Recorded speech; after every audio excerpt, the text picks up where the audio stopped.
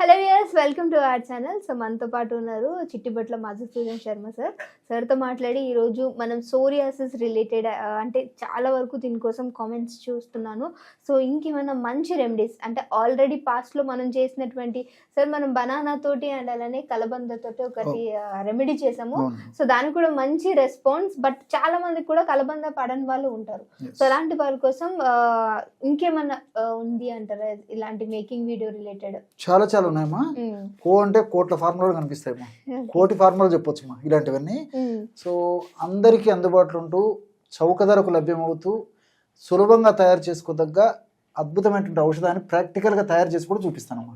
Okay sir. కేవలము రెండు పదార్థాలతో సోరియాసిస్ వల్ల కలిగేటువంటి దురద, మంట, పోటు, సలుపు, బాధ, అసౌకర్యము ఇవన్నీ కూడా తగ్గించుకోవచ్చమ్మా. కేవలం రెండు పదార్థాలు. ఆ రెండు పదార్థాల్లో మొట్టమొదటిది కాకరకాయమ్మ, చాలా అద్భుతంగా పనిచేస్తుందమ్మా. రెండవది పసుపు. కేవలం ఈ రెండు పదార్థాలే. మరి ఎలా తయారు చేసుకొని వాడుకోవాలో కూడా చెప్తానమ్మా.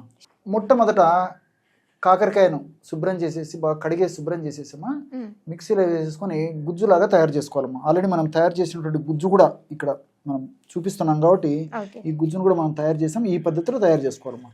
సో తగినంతమ్మా, ఎందుకంటే సమస్య ఎక్కువగా ఉంటే ఎక్కువ గుజ్జు తయారు చేసుకోవాలి, సమస్య కొద్దిగా ఉంటే కొద్దిగా తయారు చేసుకుంటే సరిపోతుంది.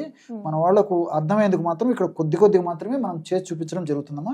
ఈ విధంగా కాకరకాయ గుజ్జు మనకు అవసరాన్ని బట్టి బ్రహ్మాండమైనటువంటి ఈ కాకరకాయ గుజ్జును ఈ పద్ధతిలో తయారు చేసుకొని మనం ఒక పాత్రలో తీసుకోవాలమ్మా. ఇందులో తగినంత, అంటే ఉదాహరణకి 50 గ్రాములు కాకరకాయ గుజ్జు తీసుకున్నట్లయితే 50 గ్రాముల కాకరకాయ గుజ్జులో 10 గ్రాములు మాత్రమే పసుపు పొడి కలిపేసేయాలమ్మా. సో 10 గ్రాములు మాత్రమే ఈ పసుపు పొడి కలిపేస్తే సరిపోతుందమ్మా. కాబట్టి ఒక భాగం పసుపు అయితే ఇంచుమించు 5 మనం ఈ యొక్క కాకరకాయ గుజ్జు తీసుకోవాలన్నమాట. అది ఈ యొక్క ఫార్ములా తయారు చేసేటువంటి విధానం. ఈ విధంగా ఈ రెండు పదార్థాలు కలపడం వల్ల బ్రహ్మాండమైనటువంటి ఈ సోరియాసిస్కి సంబంధించి పైపూత లేపన ద్రవ్యం తయారైపోతుందమ్మా. అంటే సార్ ఇది ఓన్లీ సోరియాసిస్కే పనిచేస్తుందా లేదా ఇంకేమైనా చర్మ వ్యాధులకి సంబంధించి వర్క్ అవుతుందంటారా? చాలా మంచి ప్రశ్న అడిగారమ్మా. కేవలము సోరియాసిస్ సమస్యకే కాకుండా ఈ కాకరకాయలు ఉన్నటువంటి వివిధ రకాల రసాయన గుణాలు, అదేవిధంగా పసుపులో ఉన్నటువంటి వివిధ రకాల రసాయన గుణాలు, అనేక రకాల చర్మ వ్యాధులను కూడా తగ్గించేది కూడా చాలా సమర్థవంతంగా పనిచేస్తాయమ్మా. ఈ యొక్క సమస్య అంటే సోరియాసిస్తో పాటు గజ్జి, తామర, అదే ఫంగల్ ఇన్ఫెక్షన్ అమ్మా, ఇలాంటి సమస్యలు ఉన్నప్పుడు కూడా ఈ యొక్క ఔషధాన్ని పైపూత మందుగా వాడుకోవడం వల్ల చాలా త్వరగా సమర్థవంతంగా వెంటనే ఈ యొక్క ఔషధాలు పనిచేసేసి చాలా త్వరగా ఆ యొక్క సమస్య నుంచి కూడా బయటపడేందుకు అవకాశం ఏర్పడుతుందమ్మా. చాలా మంచి ప్రశ్న అడిగారు. అనేక రకాలైనటువంటి చర్మ వ్యాధులకి అద్భుతంగా పనిచేసేటువంటి దివ్యమైనటువంటి ఔషధాల్లో అగ్రస్థానం దీనికి ఇవ్వచ్చు అంటే కూడా ఆశ్చర్యం కాదమ్మా. సో ఈ విధంగా తయారు చేసుకున్నటువంటి ఈ యొక్క లేపన ద్రవ్యాన్నమ్మా సోరియాసిస్ ఉన్నటువంటి భాగంలో అప్లై చేసేసి ఒక అరగంట లేదా ఒక గంట ఆగిన తర్వాత గోరువెచ్చని నీళ్ళతో కడిగేస్తుండాలమ్మా. లేకపోతే అలాగే తుడిచేసినా పర్లేదు, కడిగేసినా పర్లేదు. ఈ విధంగా చేయడం వల్ల చాలా త్వరగా, నేను చెప్పాను కదమ్మా, సమర్థవంతంగా ఔషధం పనిచేస్తుంది.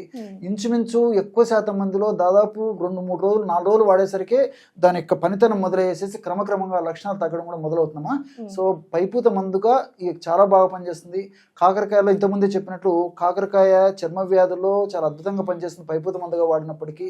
అదేవిధంగా రక్తాన్ని శుద్ధి చేస్తుంది, అట్లే యాంటీబయాటిక్గా పనిచేస్తుంది, యాంటీ ఫంగల్గా పనిచేస్తుంది, యాంటీ వైరల్గా పనిచేస్తుంది. దీనికి తోడు మరి పసుపులో కూడా అద్భుతమైన ఔషధ గుణాలు ఉన్నాయి కాబట్టి పసుపు కూడా రక్తాన్ని శుద్ధి చేసేందుకు ఉపయోగపడుతుంది. అట్లే క్రిమిహరంగా పనిచేస్తుంది. అంటే పసుపు కూడా antibiotic, anti viral, anti fungal కూడా పసుపు కూడా పనిచేస్తుంది. కాబట్టి ఈ రెండు పదార్థాలు కలిపి వాడుకోవడం వల్ల ఫలితాలు మరింత సమర్థవంతంగా, శీఘ్రంగా, సత్వరమే కలిగేందుకు అవకాశం ఉంటుంది. కాబట్టి అందరూ తయారు చేసుకోవచ్చు. ఎల్లవేళలా మనకు లభ్యమైనటువంటి ఇలాంటి ఆహార ఔషధాలను మనం సద్వినియోగం చేసుకోవడం వల్ల ఎలాంటి సైడ్ ఎఫెక్ట్స్ లేకుండా మరి చక్కటి ఆరోగ్యాన్ని మనం సొంతం చేసుకోవచ్చు. సార్ ఇది మరి హెయిర్ లో కూడా రాసుకోవచ్చు, కొంతమందికి సోరియాసిస్ హెయిర్ లో కూడా వస్తుంది. మంచి ప్రశ్న అడిగారమ్మా.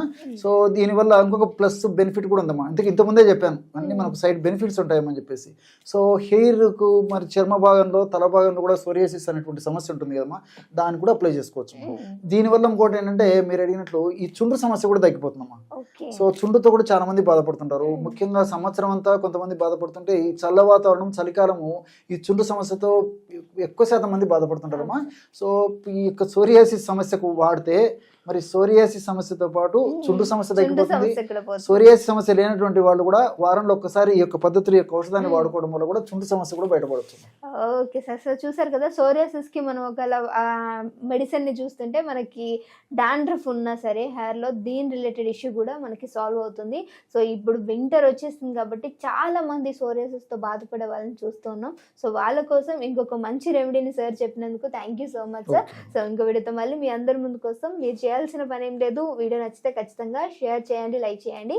అండ్ ఇంకొక మీకు ఇంకేమన్నా ఇష్యూస్ ఉన్నా సరే కింద కామెంట్ చేసినట్లయితే దాని రిలేటెడ్ వీడియోస్ చేయడానికి కూడా మేము ట్రై చేస్తాం. Thank you so much for your watching.